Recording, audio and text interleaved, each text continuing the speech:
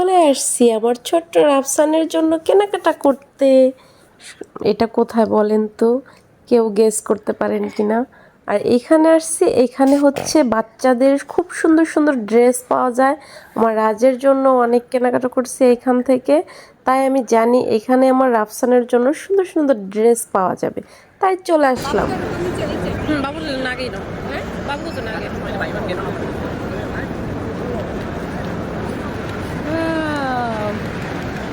EC রে, কত ওরকম কইরো না। আমি একবারে শোনো, এটা গালা দিও না, চলো।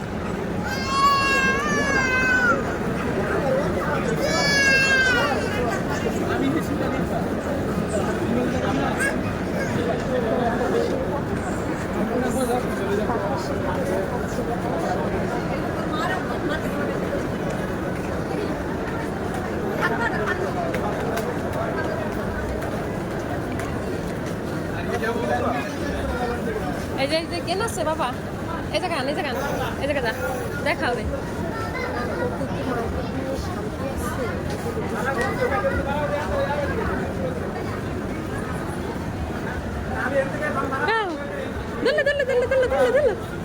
অফ হয়ে গেছে, আবার আসছে আবার আসছে।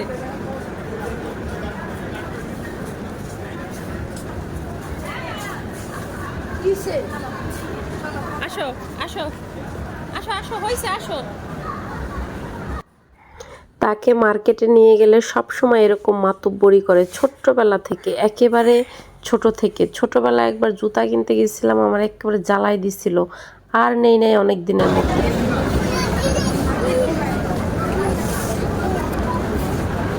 ধরো না, চলো আগে আগে জামা কাপড় হইছে হইছে হইছে। সে খেলনা নিবে, পুতুল নিবে, সব কিছু নিবে, সব কিছু। তারপর ওর জন্য আগে কেনাকাটা করে নিলাম। মার্কেটে এত সুন্দর সুন্দর জিনিস, সব জিনিস কিন্তু অনেক বেশি সুন্দর। আর সব জিনিস সুন্দর কেন জানেন? সব জিনিসগুলা একসাথে রাখা হয় তো, এই জন্য মনে হয় কি বেশি সুন্দর। আসলে কিন্তু একটা জিনিস বাসায় আনলে পছন্দই হয় না, মনে হয় কি মার্কেটের গুলাই মনে হয় বেশি ভালো ছিল। আসলে কিন্তু তা নয়, ওইখানে অনেকগুলো একসাথে থাকে, এই জন্য ভালো লাগে বেশি।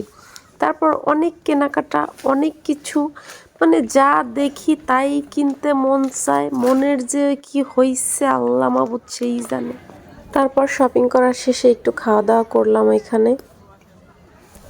তার শপিং মল থেকে বেরিয়ে আসলাম। বেরিয়ে এসে দেখি কি, আল্লাহ, সিঁড়ি দিয়ে লাইনকে লাইন ধরে মানুষ বসে আছে, তা আমরাও বসে পড়লাম।